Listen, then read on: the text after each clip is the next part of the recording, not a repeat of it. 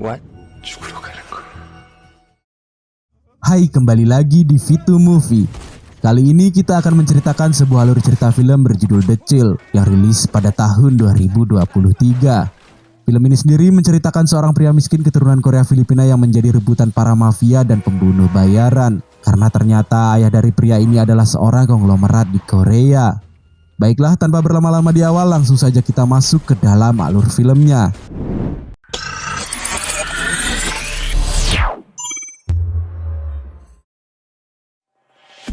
Di awal film kita diperlihatkan 3 orang gangster tengah menawan seorang pembunuh bayaran profesional yang mereka tangkap atas perintah dari seorang mafia bernama Choi.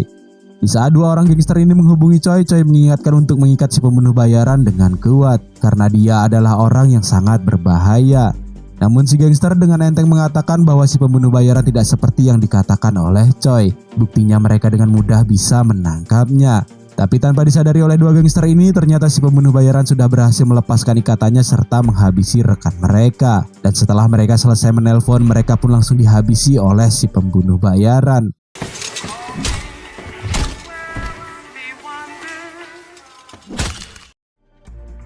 Ketika Choi tiba di tempat itu, dia sangat terkejut melihat gangster suruhannya telah tewas mengenaskan. Dan sudah sangat terlambat bagi Choi untuk kabur dari sana.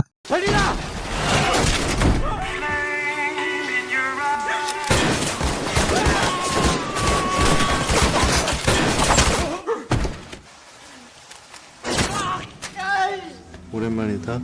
친구야. Di sini akhirnya kita bisa melihat wajah tampan si pembunuh bayaran yang tidak memiliki nama. Namun dia biasa disebut si Nobleman atau kita panggil saja dia Lee, yang tidak pernah gagal dalam misinya dan tidak ada target yang bisa lolos dari kejarannya. Lee juga biasa memanggil targetnya sebagai teman, karena Lee adalah teman terakhir yang akan ditemui targetnya sebelum kematian. Dan Choi di sini rupanya adalah orang yang pernah memakai jasa Lee untuk menghabisi saingan bisnisnya. Namun karena Choi tidak mampu membayar Lee sehingga dia ingin menghabisi Lee. Yang dimana hal itu sama saja dengan keputusan untuk segera bertemu dengan malaikat maut. Kemudian Lee pun mengeluarkan obeng untuk menghabisi Choi secara perlahan. Sebagai hukuman karena Choi telah berani berbuat seperti ini kepada Lee. Beberapa waktu kemudian terlihat Lee sedang berada di Filipina dan tengah menonton sebuah pertarungan tinju ilegal, yang dimana salah satu petinju itu bernama Marco, seorang keturunan Korea Filipina atau biasa disebut dengan Kopino. Dan di sini Marco dapat mengalahkan lawannya yang terkenal sangat ganas ketika berada di atas ring.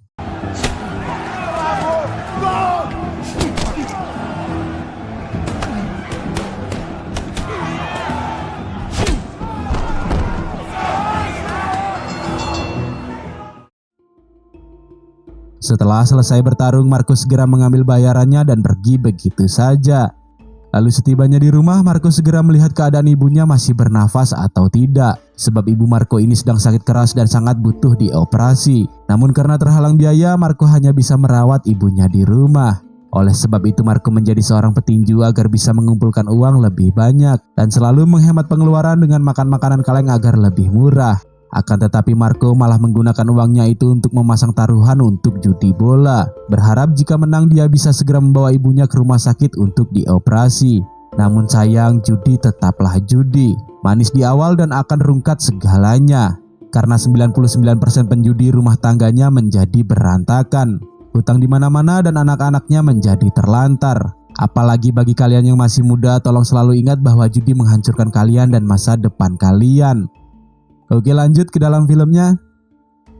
Keesokan harinya Marco mendatangi sebuah panti asuhan khusus Kopino, yang dimana panti asuhan ini sebentar lagi akan ditutup karena kondisi keuangan dan bangunan yang sudah rusak.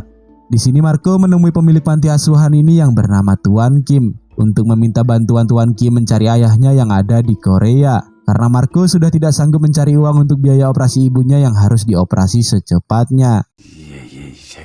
I wouldn't even be looking for that man if it wasn't for mom's operation.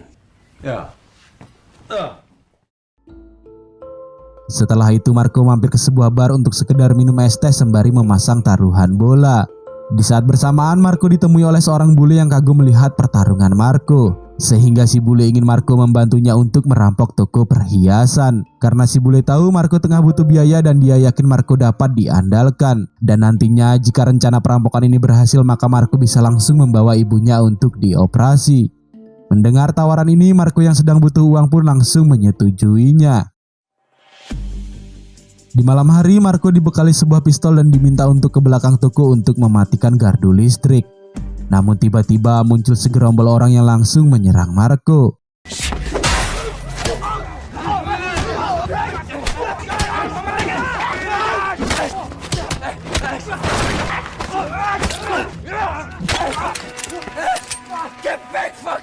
Merasa sudah terdesak, Marco pun mengeluarkan pistol yang diberikan oleh si bule. Tapi ternyata pistol itu kosong dan si bule pergi begitu saja seolah ini memang sudah direncanakan.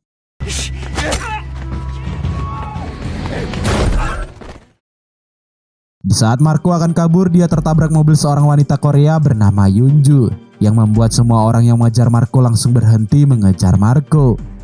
Setelah itu Yunju pun segera membawa Marco ke rumah sakit untuk mengobati luka yang Marco alami dan melakukan banyak pengetesan untuk memastikan keadaan Marco. Keesokan harinya karena tidak ada luka yang sangat serius, jadi Marco hari itu diperbolehkan untuk pulang. Dan Yunju pun memberikan sedikit uang sebagai rasa tanggung jawabnya.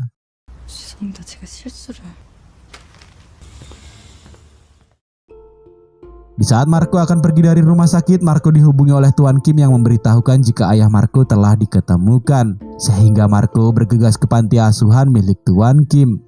Setibanya di panti asuhan, Tuan Kim langsung mengembalikan uang yang diberikan oleh Marco sebelumnya. Karena belum sempat mencari, ayah Marco yang bernama Tuan Han sudah menelpon Tuan Kim terlebih dahulu. Dan utusan Tuan Han sebentar lagi akan datang untuk menemui Marco. Yang dimana Tuan Kim menganggap bahwa Marco termasuk orang yang sangat beruntung. Karena biasanya tidak ada ayah Kopino yang mau mencari anaknya di Filipina. Sebab orang Korea datang ke Filipina hanya untuk kesenangan, cerot di dalam lalu kabur begitu saja. Dan keturunan Kopino di Korea sama sekali tidak dihargai.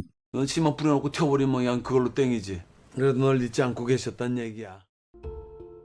Tak lama setelah Marco pulang, utusan Tuan Han yang bernama pengacara Kang datang menemui Marco di rumahnya. Tapi di sisi lain terlihat Lee sudah dari tadi mengawasi keadaan sekitar rumah Marco, yang entah tujuannya untuk apa.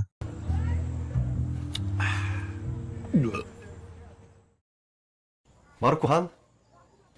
지금 너네 아버님이 Di saat bertemu dengan Marco, pengacara Kang mengatakan jika ayah Marco tidak bisa datang langsung karena sedang sakit. Jadi Marco yang diminta untuk datang ke Korea menemui ayahnya. Dan Marco tidak usah khawatir mengenai ibunya karena ayah Marco telah menyewa seorang perawat untuk merawat ibu Marco selama Marco di Korea. Pengacara Kang juga mengatakan bahwa Marco tidak usah khawatir lagi soal biaya operasi ibunya. Karena ayah Marco adalah salah satu konglomerat di Korea. 여기서 서울까지 금방이야. 지금 바로요? Kemudian scene berpindah ke Korea, di mana terlihat seorang bernama Han yang merupakan kakak tiri Marco yang sangat haus dengan kekuasaan. Namun saat ini dia tengah fokus dengan kesehatan ayahnya atau Tuan Han yang sedang sakit keras serta butuh donor jantung. Karena ayahnya tidak boleh mati sebelum menurunkan semua warisannya kepada Han. 좋아요. 기다리던 그 막내 아들이 지금 오고 있다고. Di saat bersamaan, Han ditemui oleh salah satu orang kepercayaan ayahnya di perusahaan yang melaporkan bocornya informasi catatan gelap perusahaan ke media. Beberapa di antaranya yaitu suap, hak waris ilegal, dan beberapa orang hilang yang berkaitan dengan perusahaan yang saat ini dikendalikan oleh Han. Melihat berita ini, Han pun meminta si orang kepercayaan untuk beristirahat karena besok mereka harus mengadakan rapat tertutup membahas masalah ini. Sementara itu, tampak Marco tengah berada di dalam pesawat dan tengah asik nonton film. Namun tiba-tiba Marco ditemui oleh Lee yang mengatakan bahwa dia adalah teman baru Marco, teman terakhir yang akan ditemui Marco dalam hidupnya. 친구야. 왜 가는 건지는 알고 가냐? Lalu Lee pergi begitu saja sembari membisikkan bahwa Marco ke Korea hanya untuk mati. What? 죽으러 가는 거야.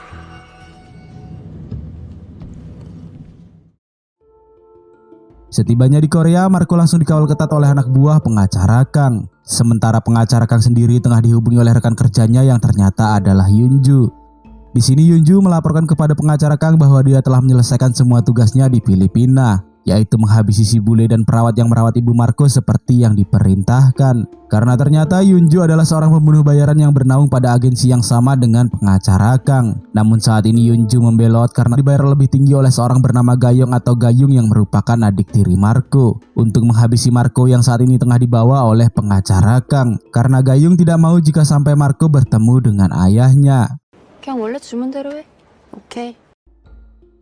Ketika pengacara Kang dan anak buahnya pergi meninggalkan bandara, tanpa disadari ternyata Liz dari tadi terus mengawasi mereka dan langsung mengikuti kemana pengacara Kang membawa Marco pergi. Di saat fajar menyingsing, tampak Han bersama anak buahnya telah bersiap di depan hutan yang ada di dekat rumahnya untuk menghukum dua orang di balik bocornya informasi gelap perusahaan yang beredar di media, yang dimana dua orang itu adalah orang kepercayaan ayahnya di perusahaan dan pemimpin sebuah redaksi media yang telah bekerja sama untuk menyebarkan informasi gelap perusahaan agar bisa memeras Han. Namun tanpa mereka sadari, selain seorang pewaris ataupun pengusaha, ternyata Han adalah seorang mafia paling sadis di Korea. Oleh sebab itu banyak saingan bisnis Han yang menghilang seperti ditelan bumi. Yang tak lain semua itu adalah ulahan yang menghabisi mereka dan mengubur mayat mereka di tengah hutan. Dan kali ini adalah giliran mereka berdua yang harus merasakan bagaimana jadinya jika berani berurusan dengan Han. 안녕하십니까 편집장님. 네? 다 여기 있어?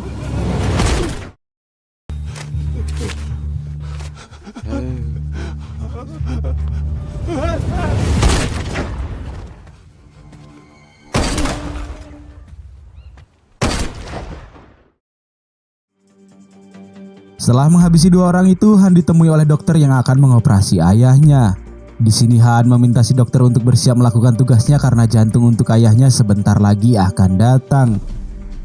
Sementara itu terlihat pengacara Kang masih dalam perjalanan membawa Marco untuk bertemu dengan ayahnya. Namun tiba-tiba Lee muncul mengendarai mobil dengan kecepatan tinggi, sembari memberikan senyuman yang membuat pengacara Kang seketika menjadi panik. 속 돌려.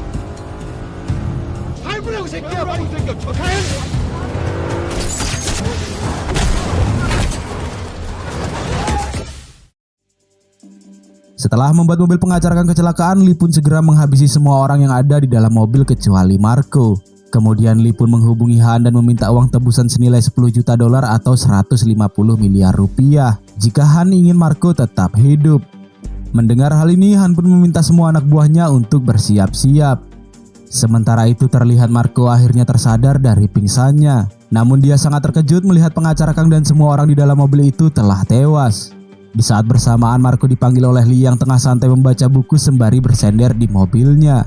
Lalu Marco pun bertanya siapa Lee sebenarnya dan apa yang Lee inginkan. Lee pun menjawab bahwa dia adalah teman Marco, sembari mengingatkan bisikannya di pesawat yaitu Marco ke Korea hanya untuk mati. Merasa jika Lee bukan orang baik-baik, Marco pun segera kabur dari sana. Namun dengan santainya Lee mengejar Marco sembari terus mempermainkannya.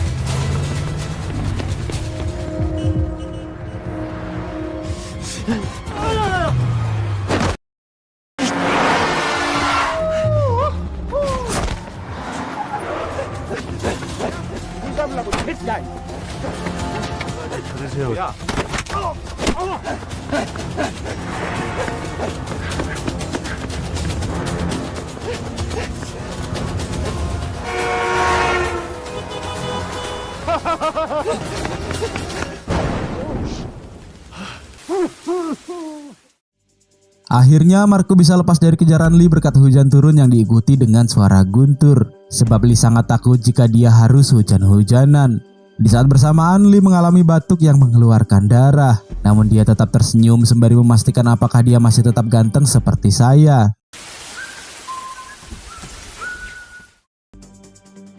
Di tempat lain, Han menerima laporan dari anak buahnya jika pengacara Kang dan anak buahnya telah dihabisi. Namun mereka tidak menemukan di mana keberadaan Marco. Mendengar hal ini, Han hanya tertawa sembari mengatakan kepada ayahnya jika dia akan menghabisi siapapun yang menghalangi kesembuhan ayahnya. kembali kepada Marco yang merasa sudah kabur cukup jauh dari Lee. Sehingga dia memutuskan untuk menghubungi nomor agensi di kartu nama pengacara Kang yang pernah pengacara Kang berikan. Yang dimana panggilan Marco itu secara tidak langsung bisa terhubung dengan Yunju. Dan Yunju pun langsung menanyakan di mana keberadaan Marco. 네, 거기 알아요. Setelah memberitahu titik di mana dia berada kepada Yunju, tiba-tiba Lee muncul dan langsung mengejar Marco.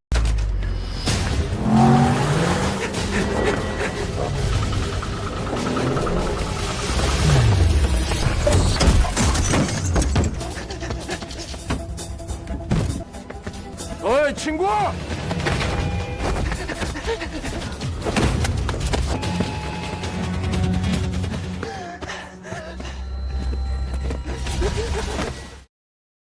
글쎄 그만하자고. 새끼 제법 세네. 씨.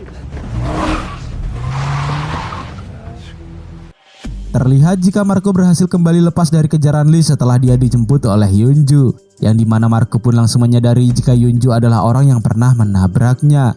Di sini Marco bertanya kepada Yunju apa yang sebenarnya terjadi. Yunju pun hanya menjawab jika Marco akan tahu semuanya pada saat Marco akan mati. Di saat bersamaan mereka berpapasan dengan Han dan semua anak buahnya. Namun dengan sengaja Yunju memancing perhatian Han yang membuat Han melihat jika Yunju tengah bersama dengan Marco. Sehingga Han pun segera putar balik dan menghubungi Yunju, bertanya apa yang tengah Yunju lakukan dan kenapa tidak membawa Marco kepadanya. Yunju pun langsung menjawab bahwa tugasnya dengan pengacara Kang sudah selesai dan saat ini dia telah dibayar oleh pihak lain dengan bayaran lebih tinggi untuk menggagalkan rencana Han. Mendengar hal ini, Han pun menjadi sangat marah dan langsung memerintahkan anak buahnya untuk mengejar Yunju.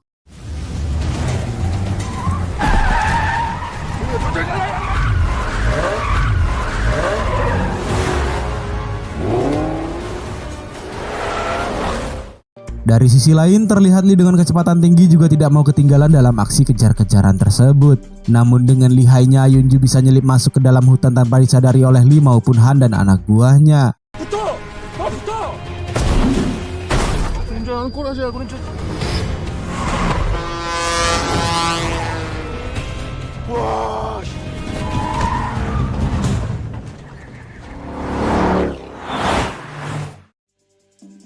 Lalu Marco pun bertanya kepada Yunju di mana ayahnya. Bukankah mereka akan menemui ayahnya?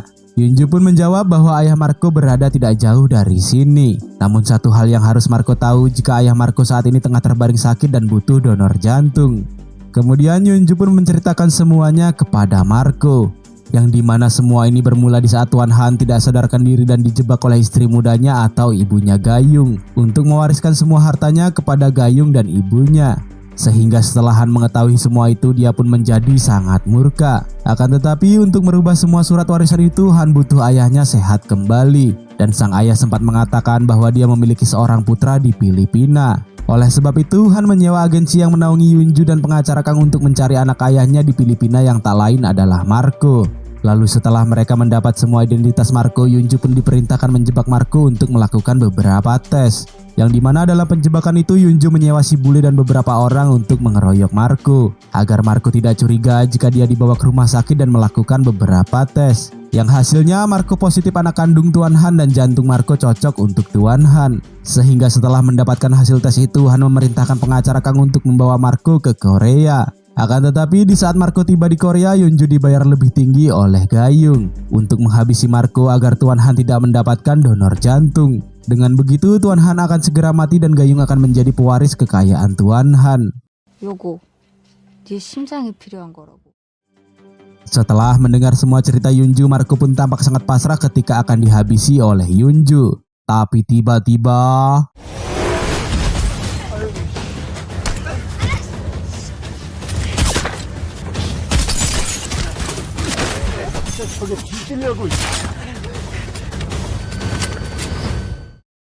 적당히 하시 정말. terlihat jika Yunju bukanlah tandingan orang seperti Lee, sehingga Yunju pun dengan mudah dapat didor oleh Lee. Sementara itu, Marco tampak berhasil kabur cukup jauh dari tempat tadi dia bersama Yunju. Namun sialnya dia tadi terkena tembakan dan saat ini malah bertemu dengan Han beserta semua anak buahnya. My brother. Kemudian Marco pun langsung dibawa oleh Han ke rumahnya, yang kebetulan ada Gayung yang sedang berkunjung menjenguk Tuan Han. Sehingga dengan bangga Han mengenalkan Marco kepada Gayung, sembari mengingatkan Gayung agar kedepannya dia dan ibunya bisa bersikap lebih baik kepada Han, karena sebentar lagi semuanya akan jatuh ke tangan Han. 아이 동생아 시엠이 닮아가지고 저 싸가지고. Lalu Han membawa Marco untuk bertemu dengan ayah mereka yang tengah terbaring tak berdaya, dan mengajak Marco selfie karena ini adalah pertama dan terakhir kalinya Marco bisa bertemu dengan ayahnya.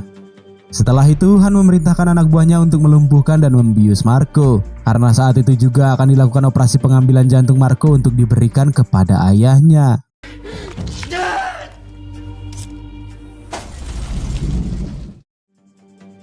Merasa semuanya berjalan dengan lancar, Han memutuskan untuk mandi terlebih dahulu. Namun tanpa diduga Marco tiba-tiba sadar sebelum operasi dimulai. Sehingga sang dokter meminta seorang dokter anestesi untuk membius Marco lagi. Akan tetapi si dokter anestesi itu tersandung sehingga suntikan bius itu malah mengenai si dokter yang akan mengoperasi Tuan Han. Alhasil kepanikan pun terjadi di ruang operasi. Dan tiba-tiba si dokter anestesi langsung menghabisi semua anak buahan yang menjaga ruang operasi tersebut. Karena ternyata dia bukanlah dokter anestesi melainkan Lee yang tengah menyamar.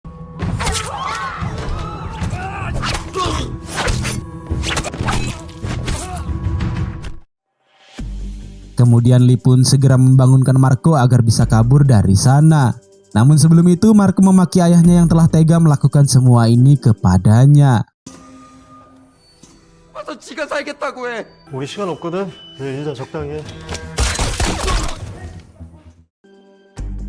Di sisi lain, Han yang telah selesai mandi langsung membawa semua anak buahnya ke ruang operasi. Sehingga Lee langsung memanfaatkan Marco sebagai tameng agar Han tidak menyerangnya. Tapi tiba-tiba Gayung muncul dan langsung menembak ke arah Marco, yang membuat anak buah Han seketika menembaki Marco dan juga Lee.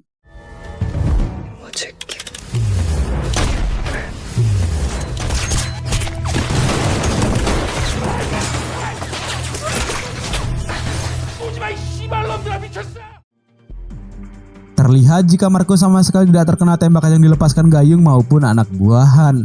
Namun di sisi lain Lee mengerang dengan sangat lebay karena dia terkena tembakan di bagian paha.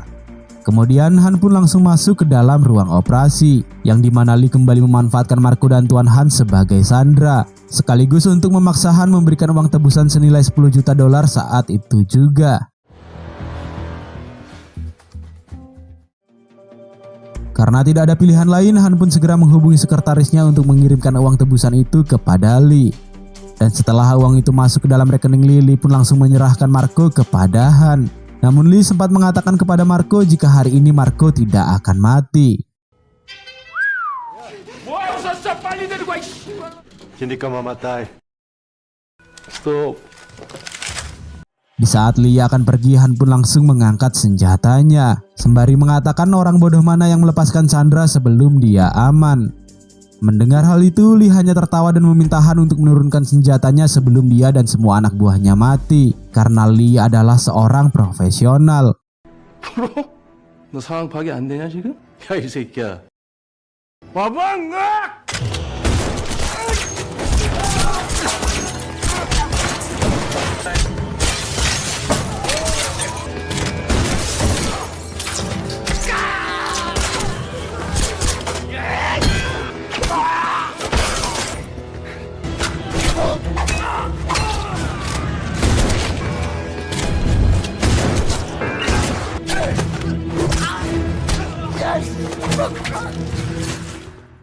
Terlihat hanya dalam hitungan detik Lee bisa membuat semua anak buahan bertemu dengan malaikat maut. Sementara itu Han yang sekarat akhirnya mengakui jika Lee memang seorang profesional.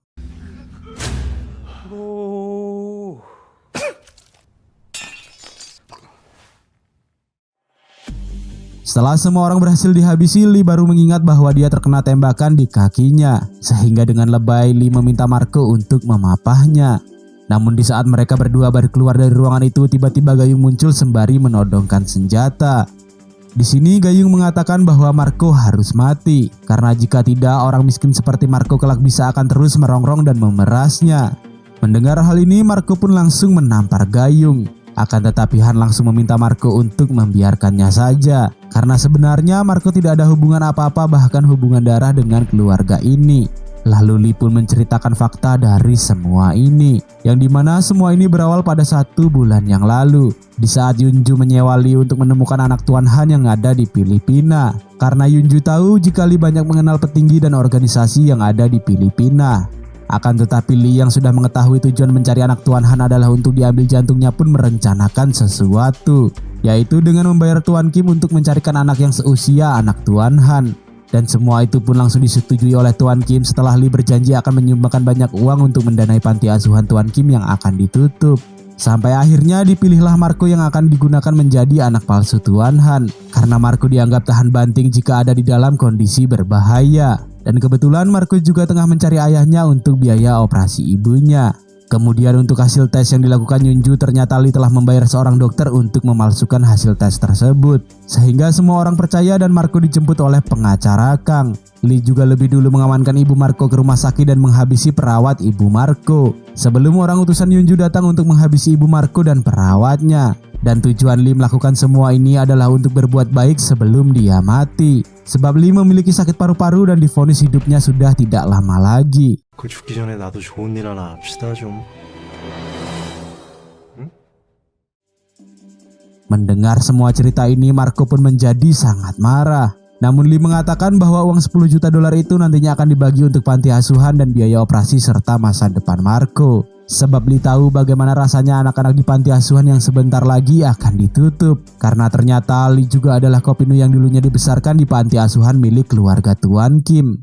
나도 코피노거든. Setelah mendengar itu, Marco pun sadar jika apa yang dilakukan Lee adalah untuk kebaikan. Lalu Lee mengajak Marco untuk segera pergi karena dia sudah memesan tiket pesawat untuk mereka kembali ke Filipina. 야, 너 다시 오지 마. Beberapa waktu kemudian terlihat panti asuhan milik Tuan Kim yang sudah turun-temurun akhirnya bisa direnovasi menjadi lebih baik. Terlihat juga kondisi ibu Marco yang sudah mulai membaik setelah dioperasi. Kemudian diperlihatkan Lee menemui Marco dan bertanya apakah Marco masih ingin mencari ayah Koreanya. Karena Lee bisa membantu jika Marco mau. Akan tetapi Marco mengatakan bahwa dia sudah tidak butuh sosok ayah apalagi ayah Korea. Lalu Lee mengingatkan Marco bahwa uang Marco saat ini sudah banyak. Jadi jangan bertinju apalagi main judi lagi. Belum sempat Marco menjawab, Lee tiba-tiba mengalami batuk. Dan Lee mengatakan bahwa hidupnya sudah tidak lama lagi, jadi Lee ingin menjadikan Marco sebagai temannya.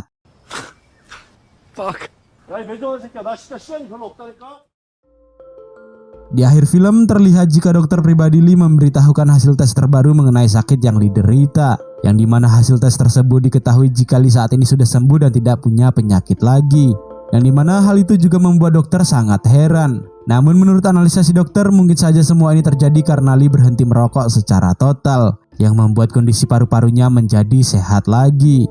Mendengar hal ini, Lee pun langsung tertawa karena kedepannya dia bisa beraksi lagi.